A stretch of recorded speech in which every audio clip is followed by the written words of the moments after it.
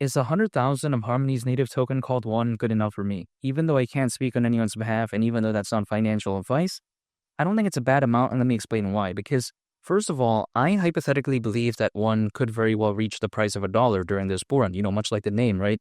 So it only makes sense if it went to the price of a dollar. But that's not the only reason. I think there's many reasons. However, before I get into why I don't think that's too much to ask for, some people may be thinking that, okay, what can you really do with $100,000? Because let's say someone holds 100,000 one hypothetically, and let's say one went to the price of a dollar, becomes $100,000. They may be thinking, okay, that's a bad amount. Well, I don't think so, because first of all, many people that I know out there, they're not only just holding one, they're holding many other projects in their portfolio. So then let's say during a fully fledged bull run, the projects on the portfolio are generally doing pretty good. And let's say somewhere along there's 100,000 one, and let's say one were to go to the price of a dollar, that just one project goes to, $100,000, at least the holding. I don't know why that's that bad, again, especially if other projects in that portfolio does well as well. Now, the way you take a look at it is that, yes, I get it, $100,000. Some people may be thinking, okay, homes are very expensive. I get that. But I think that's a pretty good down payment for a home. And not to mention, a dollar is currently around a 75x from here. So I can't really complain about that if, let's say, in theory, that does happen. However, only time will tell. But even besides that as well, I know some people out there with around $50,000. They were able to travel the world for around 2 years. Now, am I saying they were going to 5-star hotels or 5-star restaurants every day? Absolutely not. But then still, it was from what I heard at least, right, a very good trip. They got to meet new people, gain new experiences, see new places, and just, again, have a good time traveling. So I don't think it's a bad amount to begin with, even if only, let's say one went to the price of 50 cents. I still don't think, at least for me, right, owning 100,000 one is a bad amount, in my opinion, because again, if let's say we're to go to the price of 50 cents, that holding becomes 50,000, I don't think it's that bad. Now, even besides that, some people may be thinking, okay, a dollar, that's a little bit too much.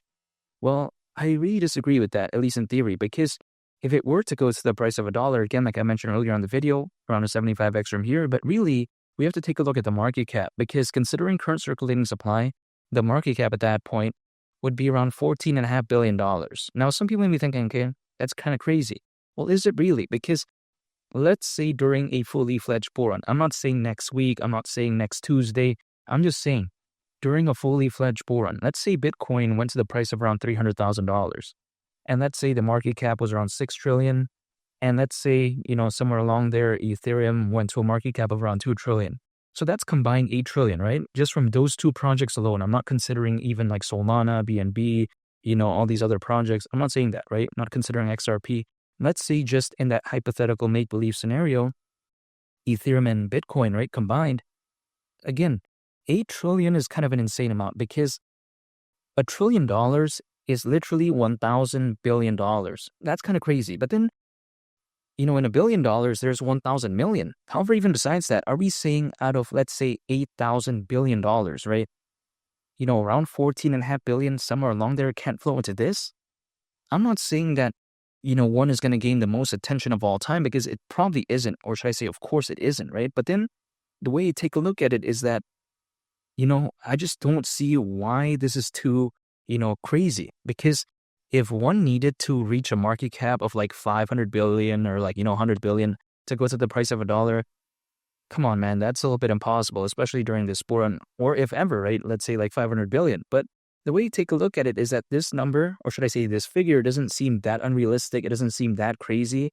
And again, I just don't see why not. Even if we take a look at it, like let's say at a deeper level, just more so on like a kind of tangent, right? Not really related to this, right? We take a look at meme coins.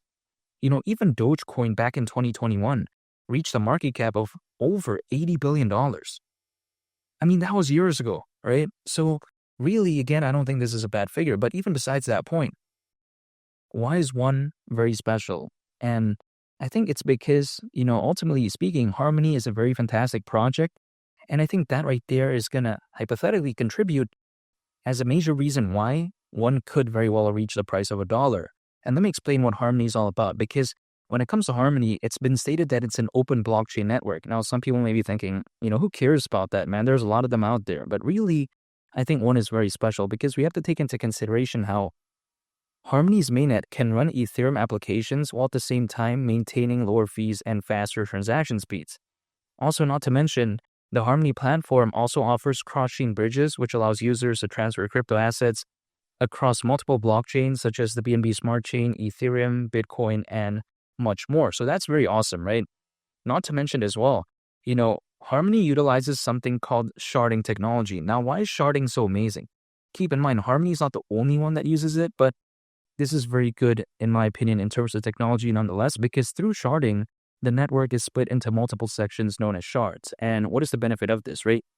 The workload is distributed amongst these different shards, and as a result of that, Harmony becomes very scalable and just overall very awesome, just very fantastic overall. But even besides that point, when I take a look at Harmony, Harmony also utilizes something called EPOS. Now, some people may be wondering, okay, what is this? Because when we take a look at EPOS, what that stands for is effective proof of stake. And this right here is actually very similar to the proof of stake model, which is very popular, of course. But then the thing about EPOS is that it's actually a little bit different than POS. And some people may be thinking, okay, why?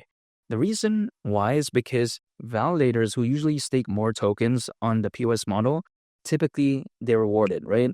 But then the thing is, EPOS is different because, again, while this is rewarded in that sense, EPOS, or should I say Harmony's EPOS, actually penalizes validators who stake too much on a single node. Now, people may be thinking, okay, that's a little bit counterintuitive, especially for the people out there who really believe in these projects that use a proof of stake model, which I do believe in a lot of them. But even besides that point, it may seem counterintuitive at first, and I thought that too. But really, what this does is that it increases decentralization. So there's kind of like two sides here, right? There's going to be disadvantages and there's going to be advantages, but I think the advantages are really awesome because, of course, the more decentralized something is, the less susceptible it is to potential hacks or breaches. So that's really awesome. So I think when it comes to Harmony, they are taking a very unique approach and it's clearly working because Harmony is a pretty big project. It really hasn't become mainstream yet, but I think it's hypothetically, going to head there maybe during a fully fledged bull run. Only time will tell, but I think Harmony is very special in my opinion. As of right now, it's just a waiting game, but I'm willing to wait because I think what's so bullish currently is the fact that we have over 600 million crypto owners according to Crypto.com research. Now, some people may be thinking, okay, why does that even matter? Because they say that's not even 10% of the world's population. Well, here's the thing. We have that currently without Bitcoin ever reaching $150,000 ever in history, at least yet, at the time of this recording. And there's already more crypto owners than ever before in history. That's kind of insane, really.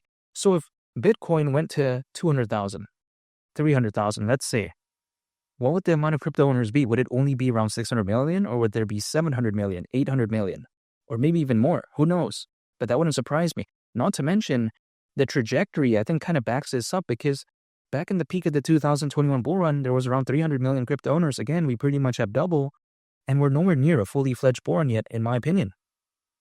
Also, when it comes to altcoins, we haven't seen that altcoin season like back in 2021, at least yet in terms of the euphoria, in terms of the hype and attention. We haven't seen that really yet. We saw a little bit of it, right? Like we saw some altcoins out there do like a 10x, something like that. But then we haven't really seen that 2021 hype and attention, at least this time around. But it doesn't really surprise me because I think the bull run is hypothetically, potentially far from over because usually altcoins, as a worst case scenario, historically speaking, they typically peak around 18 months after a Bitcoin halving event. Now, when did the last Bitcoin halving event happen? It happened back in April of last year. So 18 months from then would actually mean around October this year. Now, is that a surefire date? No, because there's no telling if it's going to be the same this time around. But I'm still going to pay attention to that nonetheless because I think there's too many bullish factors for the bull run to be over. I don't think the peak for Bitcoin was around $100,000. That's just my opinion.